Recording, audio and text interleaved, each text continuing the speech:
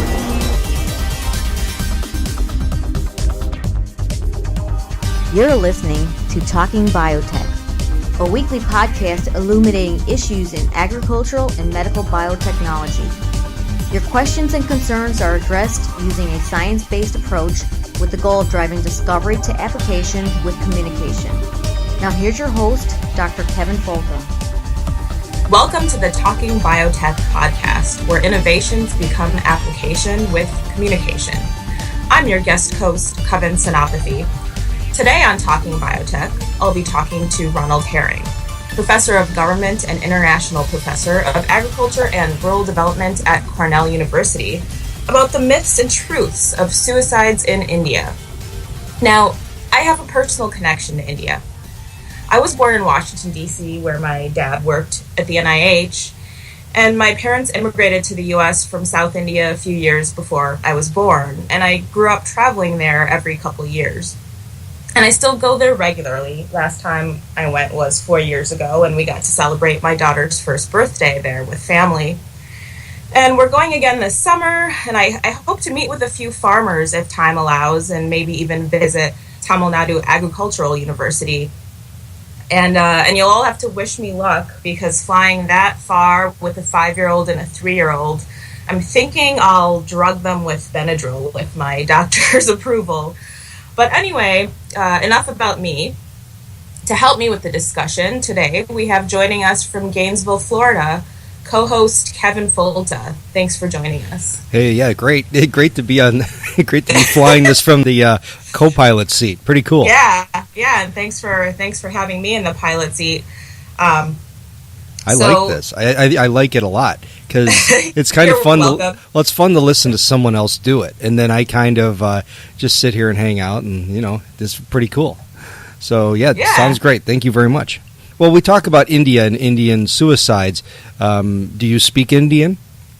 I speak Tamil, so that's funny because you might be referring to our friend Vani Hari's reference to the fact that her name means voice in Indian, and there really isn't any such language. There are quite a number of languages in India, and I speak Tamil, one of the South Indian languages. No, I just had to throw that in there. I thought you'd like that. So, very good. I did. So, so we're going to talk about the Indian suicide, the myths and truths of Indian farmer suicides, and a lot of that myth is around BT and BT cotton. So can you tell us a little bit about BT and how it works? BT is a protein that's naturally found in certain bacteria. And this bacterium, named Bacillus thuringiensis, is a soil bacterium you find everywhere that makes this protein when it gets stressed. And this protein is toxic to certain caterpillars. They figured this out a long time ago. It actually is it was a very popular segment of the podcast here that when you look at, I think it was number 28 with Fred Perlak, discussed how BT worked and what it was. And it's a fascinating story. But BT, when consumed by a caterpillar, kills the caterpillar. And instead of having to broadcast this compound onto your crops, like they do in organic production, you can actually have the plant make its own protection. And this is a brilliant idea, especially in places like India, where a lot of the insect control measures were old-school chemicals applied frequently by children with no personal protective equipment.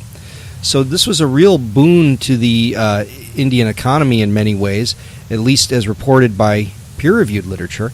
And Dr. Herring is the expert here. I'm just throwing in my 2 cents. But let me just talk about BT.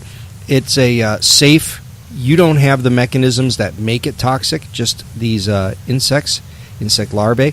So it's a wonderful way for plants to protect themselves. And certainly there are limitations and drawbacks like anything, but in general has been a very beneficial thing for Indian farmers. Yeah, I just saw a graphic going around yesterday, and it said, and this is pretty common, but it said something to the effect of BT is in the plant and it makes insect stomachs explode. So imagine what it's doing to us. And you hear that a lot. Yes, you do. But imagine what it's doing to us. It's doing nothing. It's a protein that's digested and turns into nutrition. So it works in the insect stomach because it binds a specific protein, like a lock and key, in the gut of those insect larvae. And it works really well. The mechanism is very well described. It causes these transmembrane proteins, or these proteins that work across membranes, to cluster together and make a pore where the inside and the outside of the gut can mix. And that causes septicemia in the insect, and the insect dies. And, in practical application, we don't use this down here in Florida, sweet corn, or in any of our, at least most of it. And you can tell the fields that have it and the fields that don't. Some are very get hit pretty hard by insects. And the BT, you require many fewer sprays of insecticide to manage those insects. So it's been a really good thing for farmers in general. There is resistance that's occurring. You can find that. There's some very strong resistance that's coming up in places down here that it's almost useless in some cases, but in general is a very good product. All right, well, let's go over to Dr. Herring and hear from him about this. Today on Talking Biotech, we'll be talking about the myths and truths of farmer suicide in India. And with us today, we have Ron Herring, Professor of Government and International Professor of Agriculture and Rural Development at Cornell University, and faculty for the interdisciplinary major, Biology and Society. So welcome, Ron, and thanks for being here. Thank you. So tell us a little about yourself. You're a social scientist. So how did you get interested in genetic engineering, BT cotton, and farmers in India? Like many things in life, it's purely serendipity. I was going to a conference for memorializing an agrarian activist in Palakkad district in Kerala, and I worked in that district. And so we were all supposed to speak on a podium, and I asked my good friend Vasudevan, "What are you going to talk about?" And he said, "I will describe the Terminator technology and the threat to India." And I said, "Oh, Vasudevan, don't embarrass yourself. This is a hoax off a Canadian website, and there are no Terminators. There are no Terminator genes, and this is all a kind of a social movement narrative.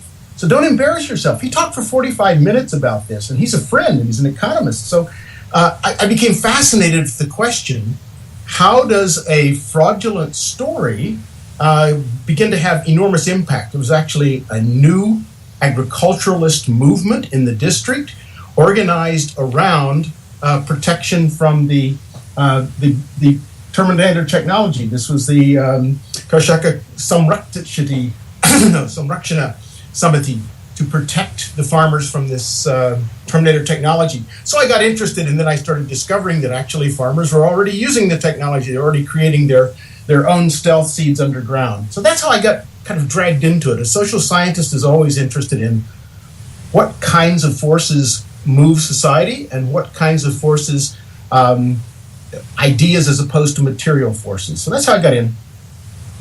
Well, I'm thinking, considering he was a friend, that he took that well, I hope. So, yeah, but it is true that this is one of those issues that bitterly divides people. It's like in the United States now, increasing polarization of politics. I've lost a lot of friends in India who have decided that I've become a shill for Monsanto because I've reported that yields on BT cotton farms are pretty good, and farmers appreciate the technology. But saying that has made me a lot of enemies in India, which is, it's a little strange if you think about it. Right, it's almost like a fundamentalist belief. So why is biotechnology associated in common media reports, films, and NGO press conferences with suicide? How can that happen? Well, it's there's a tight narrative, and it's a plausible narrative if you don't know a lot about agriculture or a lot about rural India. It starts with the globalization, the widespread anxiety about globalization, in which multinational firms controlling intellectual property dominate people in other parts of the world. And for India, this has meant that Monsanto came in with a terminator technology that forced farmers to buy their seeds every season instead of saving their seeds in the natural pattern, or what was perceived to be a natural pattern of seed saving. They had to buy seeds every year. And through that, Monsanto could charge whatever price they wanted to. It was a monopoly. As the seed prices went up, farmers needed more and more credit. As they needed credit, they accumulated debt. The debt became worse because the technology failed. There were lots of reports of bolts wilting, seed rot, failed harvest, lots of published material on the failure of BT cotton, which meant that a technology that was very expensive, run by a monopoly outfit, was failing the farmers. They accumulated debt, and they had no exit but suicide. It was a very persuasive narrative. It was so persuasive that there are a number of films that have won international awards with titles like "Cotton for My Shroud," in fact, India entered in the Academy Award sweepstakes as Best Foreign Film a thing called Peeply Live, which was a film about farmer suicides. And the film was a comedy. When I asked people to get it to play on campus, they said, "Are you out of your mind? You can't have a comedy about farmer suicides." I said, "Watch it. It's great." It's nominated for an Academy Award. But it's about two brothers who are deeply in debt, and they hear that the government will give them 2 lakhs of rupees, that's 200,000 rupees, if anyone commits suicide in the family. So the two brothers have to decide who's going to commit the suicide. So then they can solve their problem of debt for the family. And this, of course, gets involved with NGOs, with the media, with people from New Delhi coming down to solve the farmers' problem, the local development people. It's a truly great film, but it centers this question of how one incident of threatened farmer suicide causes a huge national media fest. I guess there is, at least from my understanding, a little bit of truth in this, in that you can't control certain factors that inspire cotton to grow well. So that when you had crop failures, you could frequently tie it to a lack of monsoonal rain or predictable rain patterns where you don't have irrigation, and that was part of the problem with the debt. Well, this is a pretty complicated story, but it certainly makes sense that people in debt commit suicide. And indeed, a lot of the public policy responses have been, well, if farmers commit suicide because of debt, we have to either write off the debts or punch more credit into rural areas on easier terms. And I don't think there's anything wrong with that. I think farmers need more credit because it helps them assuage risk. But at the same time, the debt narrative doesn't have a lot of evidence behind it. In some work at Brookings, Shamika Ravi has recently shown that only 5% of the suicides that she counts are due to bankruptcy and indebtedness. So that debt is not a major factor in the suicides that we have evidence for. Here's a critical methodological point, though. We know that the numbers at the national level can't be very good. People aren't going to report all the suicides unless there's some incentive to, and you don't want to get mixed up with the government unless you have to. So we don't know how good the numbers are nationally. And then secondly, how do you attribute causality to a suicide? So the debt argument, when we raised this question with farmers in Warangal, they first said, you really shouldn't be asking this. It's not nice. It's not right. How dare you come here and ask us a question like that? And we said, well, it's in the newspapers. People talk about it in the cities. People talk about it in London and in America. So we're curious. And they said, so what do these urban people think our character is, that when we get in trouble, we would commit suicide and abandon our family, that we would desert our family for the easy way out? What do they think of us? I mean, they were angry about this. And so I think that narrative is equally plausible that most people would not leave their family with huge debts by committing suicide. So it's a lot of complexity around the fact that we don't know why people commit suicide almost by definition because they're gone.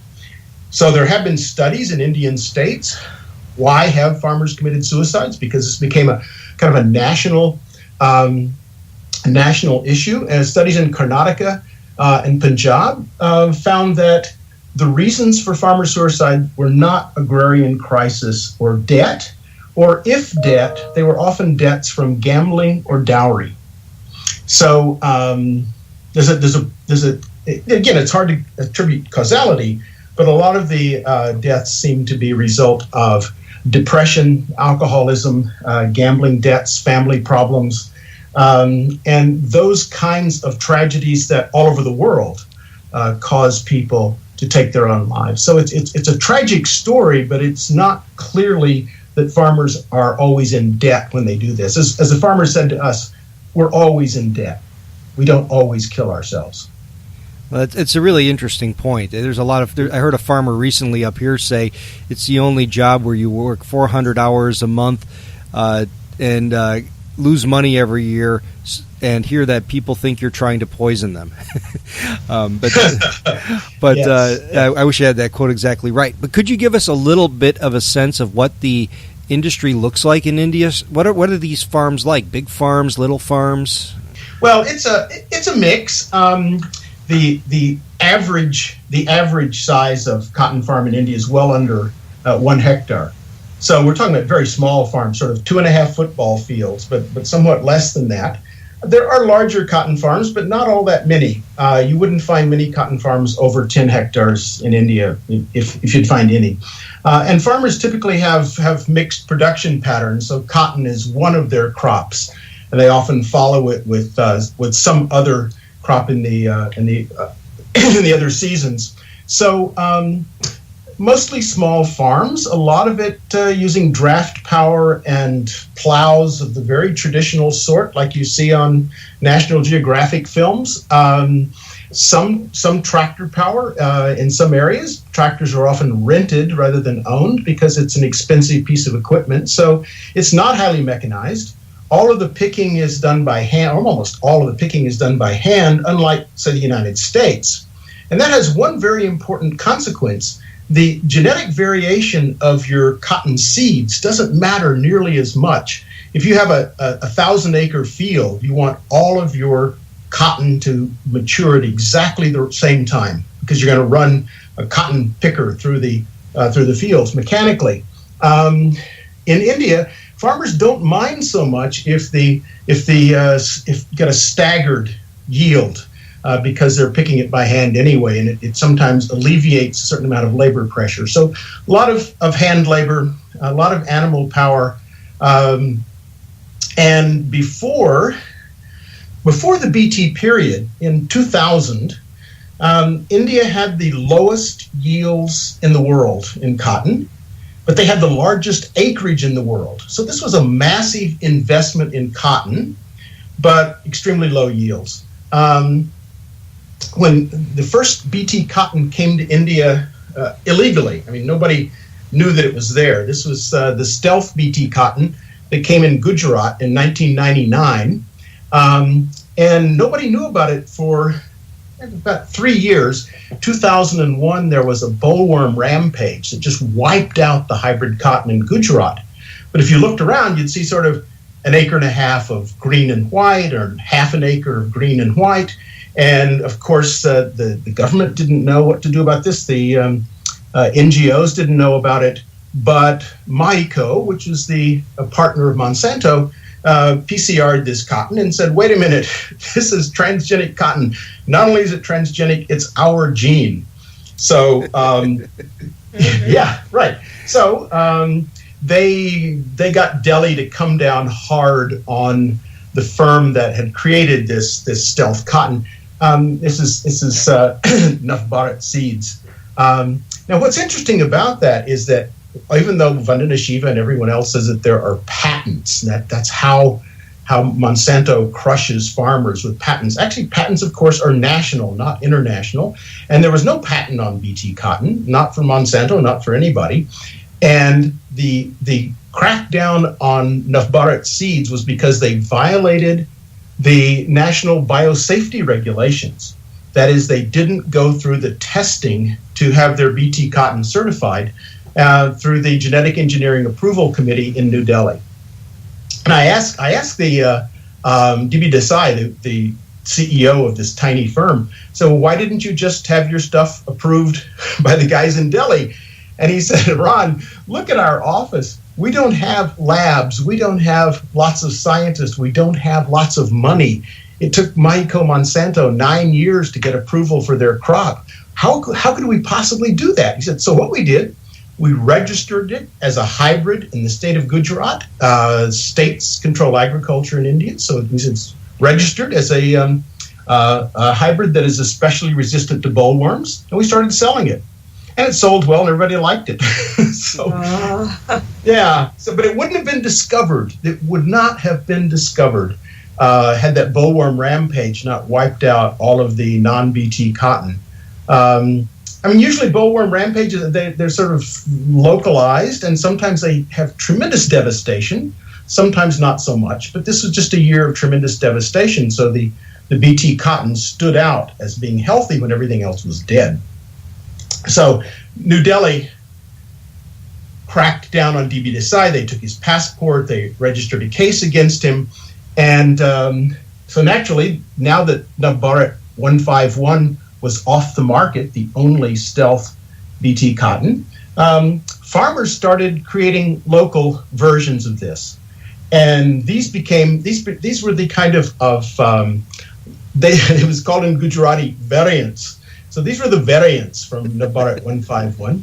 And unlike the Mexico Monsanto varieties, of which there are only 3, they had these really boring names like MEC 162 and MEC 184, MEC 12, And the underground seeds, when the local farmers were breeding from taking a sort of a male plant that had the transgene, crossing it with a local female plant that was a good yielder in that particular agroecological zone. They crossed these things, and they had wonderful names like Agni for fire, or Lakshmi for wealth, or Rakshak for protection, or Maharakshak for great protection. So they had these fantastic underground varieties that had better names. They were cheaper than the official seeds, and they did very, very well. So for the first 4 or 5 years, the illegal seeds in many areas were much more common than the government-approved seeds from Mexico Monsanto. That's really interesting, and I've been hearing some similar stories now about illegal BT brinjal being smuggled in, and I guess that's a whole other story, but I'm following that with great interest to see what happens.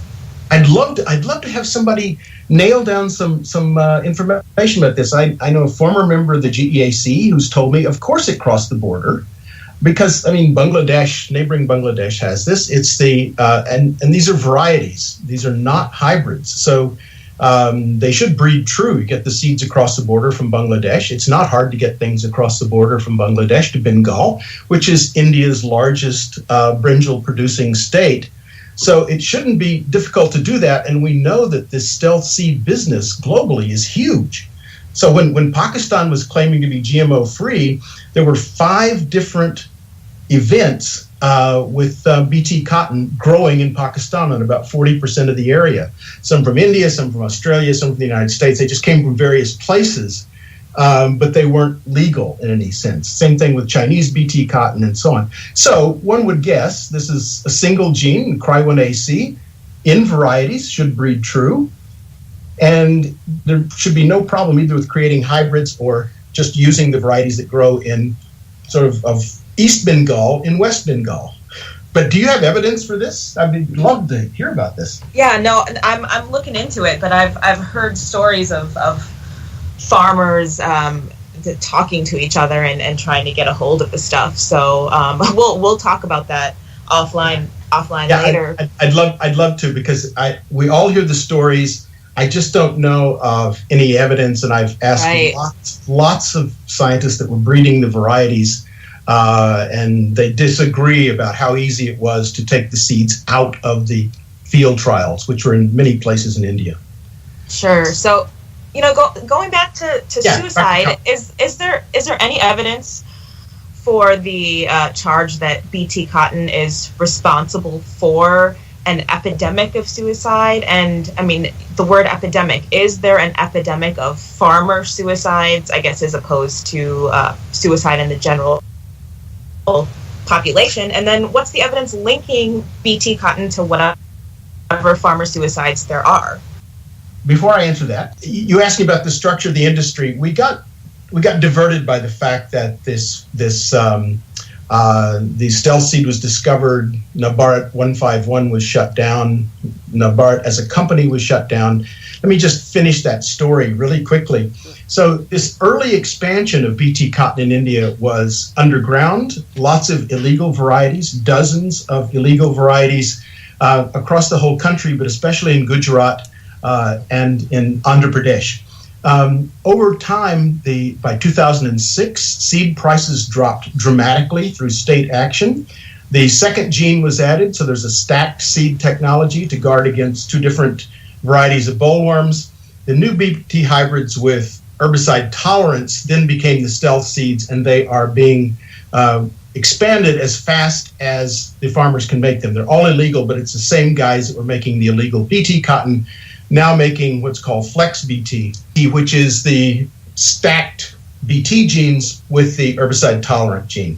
So this early expansion was largely illegal. Seed prices fell. By now, between 94 and 98% of the cotton in India is BT. So there's tremendous expansion of acreage. Just between 2009 and 2012, 3 million hectares of cotton was added, almost all of it BT. And over the last 15 years, we've had a huge increase with BT of production, yields, exports, farmer income. India has gone from being a net importer of cotton for its large textile industry to being a net exporter on a very large scale. 2012, 2013, it was the second largest exporter of cotton in the world next to China. It is now, 2015, the largest cotton producer in the world. So the whole sector has been transformed from import dependence to export strength with increases in yields, exports, farmer income. And I should mention, too, while we're on the subject, there is an organic cotton sector in India. It can be very profitable because there are niche markets for organic cotton in Europe, especially. But one should be a little bit careful because the only study done of organic cotton exports suggested that about half of the farmers who were growing organic cotton were using BT seeds. They just weren't. They just weren't applying chemical fertilizers or synthetic pesticides. So, and in fact, I've heard the logic of these farmers, and their logic is, no. The plant protects itself. We are not doing violence to the bollworm. If the bollworm leaves us alone, we leave the bollworm alone. If he bites my plant, he dies. But I wouldn't spray him with an insecticide and kill him. It's only if he attacks my plant. He bites it, he dies, and everybody's happy. I grow my plants, the bollworm pays for his sins, and in the great cycle of reincarnation, he comes back as something worse than a bollworm, whatever that is. That's fascinating. It is interesting. Well, it's heartwarming that somewhere on this planet, people are being intellectually consistent. Yeah, absolutely. And I think that the critical distinction here that is missing from the whole GMO debate is most farmers and most consumers have never thought about how does a trait get into a seed? How does that happen? And so this construction of a GMO is sort of a macro level thing with no mechanisms in it. So for farmers, they're not asking about how the trait is induced in the plant. They want to know, does it have long staple or short staple, early flowering, late flowering, strong stalks, weak stalks, drought resistant, not drought resistant, the things that matter for their production technology. And the BT gene, by providing a lot of insect resistance is tremendously useful to them, and that's why, well over 90% of the cotton in India is Bt. But it's that particular trait. It's just one trait, which makes it remarkable that there's so much international brouhaha about adding one trait to hybrid cotton, since all hybrid cottons have some mix of different traits. All right, well, that's a good place to leave off. We'll take a break here, and when we come back on the other side, we'll talk about more about the suicide myths and facts and how cotton and Bt cotton have impacted or not impacted that.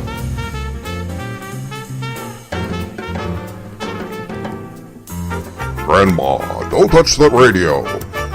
Hi, Talking Biotechers. This is Vern Blazek of the Vern Blazek Science Power Hour and booth announcer for the Talking Biotech podcast. We're moving into our 40-somethingth episode, and we get lots of requests for an interview with Dr. Folta himself. What makes that dude tick? How is that cat wired? We'll explore the deep crevasses of his soul in Talking Biotech episode number 50. So, you might recall that I interviewed him on my podcast, the Vern Blazek Science Power Hour, with your host, Vern Blazek. It was considered by some a raging case of non-transparency by those who wanted to cash a check with a manufactured scandal. It was so much not a story that we're going to do it again, only using your questions. If you have a question you'd like me to ask Dr. Folta, send it to my attention at talkingbiotechpodcast@gmail.com. I'll assemble all of the questions and grill that turkey with my interview for episode 50. He's a scientist, he's a thespian, and I'm a hard-hitting booth announcer that's glad to ask the hard questions. Let me know what you'd like to know. And now back to the Talking Biotech podcast.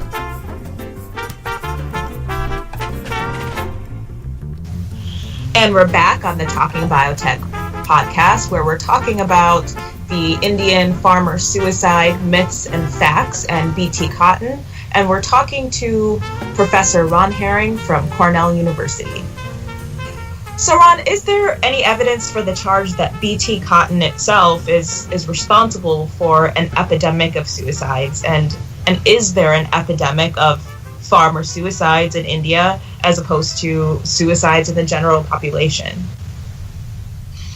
No, actually there isn't. By international standards, suicides in India are relatively low and relatively stable. There's been a slight decline in recent years, according to the National Crime Record Bureau, which is the only aggregate data we have. And I said before, no one's totally happy with the level of accuracy of the data, but it's the only data available. And in recent years, farmer suicides are about 9 per 100,000. That's how we measure the propensity of people to commit suicide. So the suicide rate is what's critical, because that tells us whether or not groups are especially prone to commit suicide or not. And the farmer rate is now about 9 for every 100,000. That's lower than most groups in India. Think about it this way. The farmers represent a very small percentage of the population. I mean, a very large percentage of the population, but a very small percentage of the total suicides. So the larger groups are things like housewives. They've also been declining a bit in recent years, but they are much more responsible for suicides than are people in rural areas. Also, independent businessmen tend to have higher suicide rates than farmers.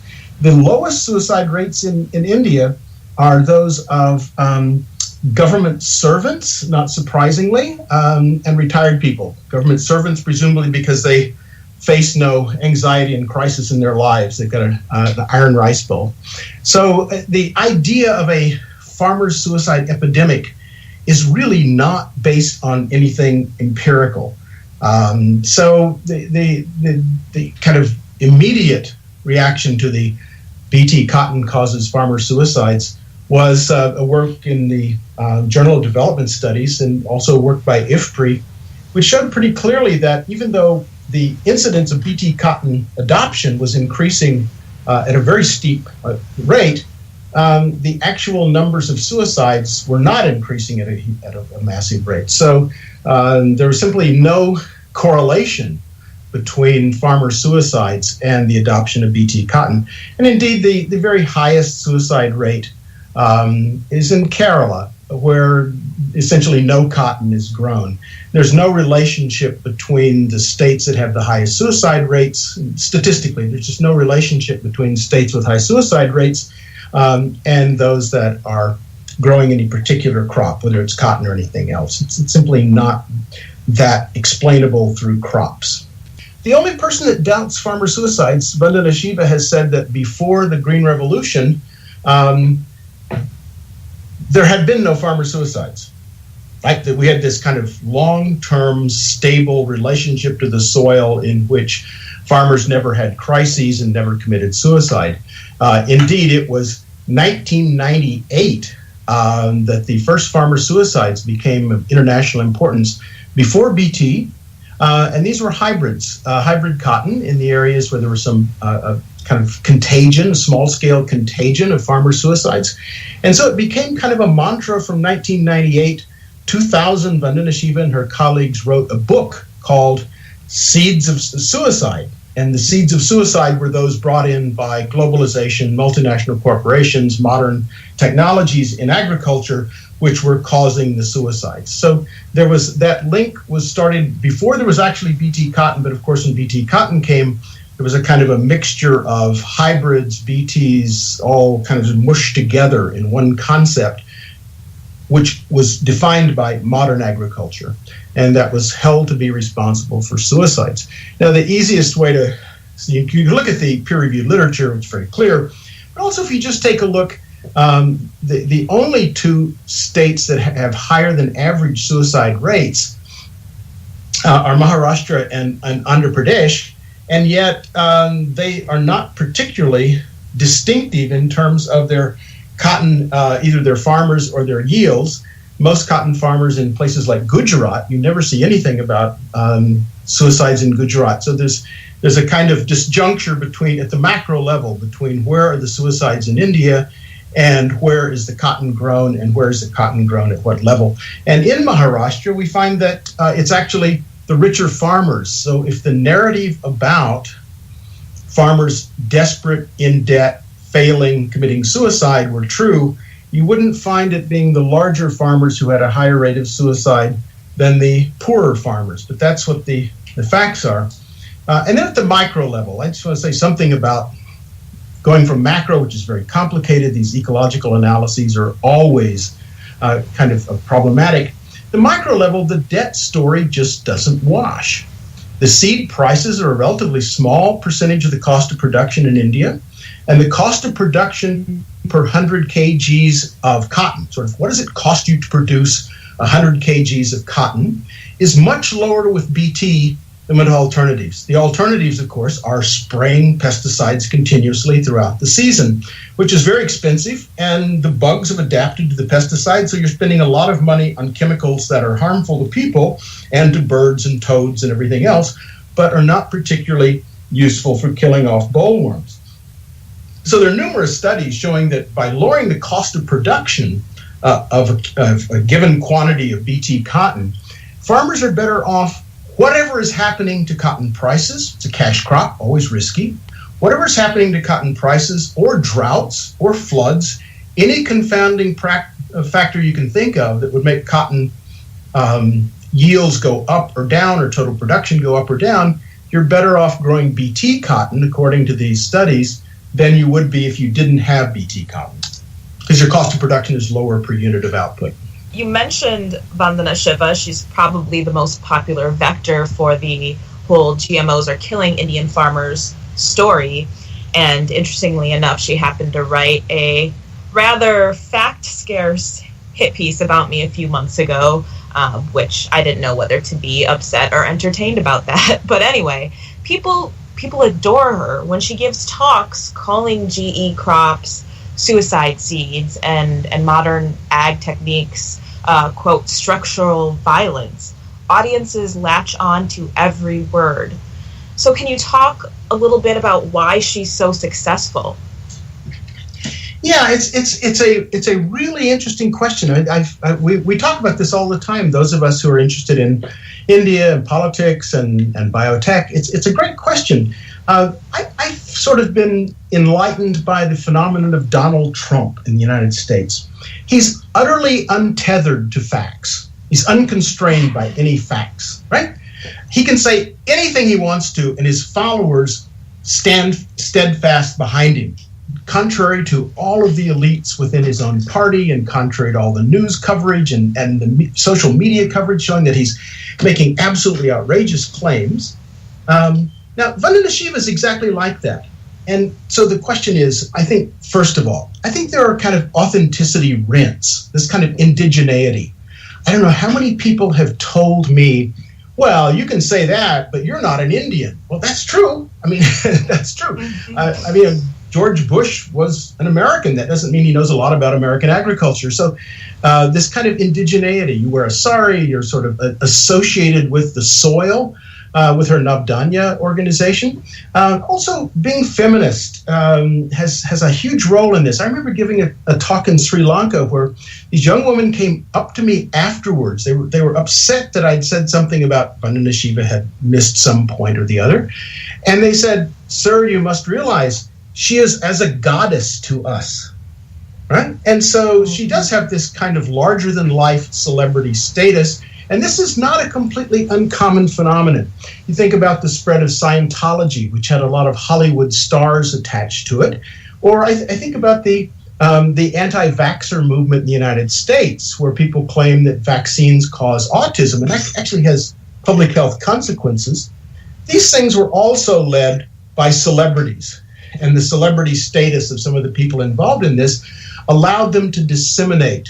Robert De Niro now, I think, is at the center of a controversy about this. So there is a phenomenon of celebrity authenticity, and there is deep discontent about globalization and modernization of agriculture. The organic food phenomenon, for example.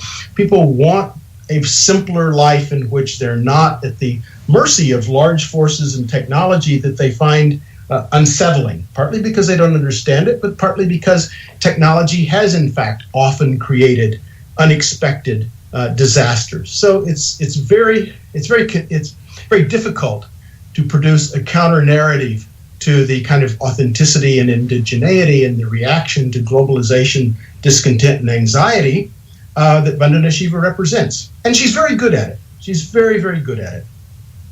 She is really good at it. I once wrote a piece discussing why I think, especially as an Indian woman, and I also consider myself a feminist, how she has essentially succeeded at appropriating her own culture and got some backlash about that, about how I should talk about the science and not accuse her of something as bad as cultural appropriation.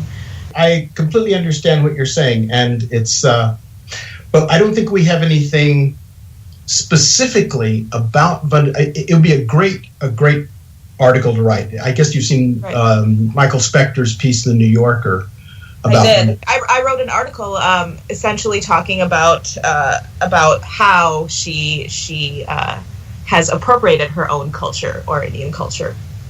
I'd be really interested to see that, because everybody asks me this question, and I don't have a good answer, except that in most spheres, there are these kind of cultural brokers, or what I call epistemic brokers. That is, Vandana Shiva tells us that people are committing suicide, and it becomes part of a global network transferred through these transnational advocacy networks, and it gets picked up by media all over the world. So this is, in fact, the reason we were in Varangal was asking questions about this report that the sheep were dying of the Cry1AC. They ate the leaves of BT cotton, and then they died. And so there was this international uproar about the dead sheep. So we went to find out what was going on with these dead sheep. And of course, it turned out to be a hoax. And the body disappeared, the autopsy results disappeared, nobody could find the shepherds that had the dead sheep. I mean, it was one of these mythologies that became an international myth. But these things do crop up in almost all fields. So we have people who deny the landing on the moon. We have people who think that the Israelis caused 9/11. There's a tremendous amount of this kind of myth and rumor making in the international social sphere. And of course, it's become worse with the internet because we have these cocoons, these information cocoons. And once you're in a network that has the cocoon, you don't hear the other side of stories. So those people listening to Kevin's podcast may well be in an information cocoon in which they hear my take, but not Vandana Shiva's take. So I think that has segregated all of us into networks that make a common understanding of the world very, very difficult. Well, thank you, Dr. Herring. This has been a great discussion. We've covered so much great stuff, but it's going a bit long. Why don't we stop here for today, and we'll pick up on the next installment of Talking Biotech. Thank you for listening to the Talking Biotech podcast. Please send your suggestions for guests, comments, or questions to talkingbiotech@gmail.com. Please write a review on iTunes and recommend this podcast to a friend. More downloads and reviews raise the visibility of this podcast and help us reach a wider audience with science.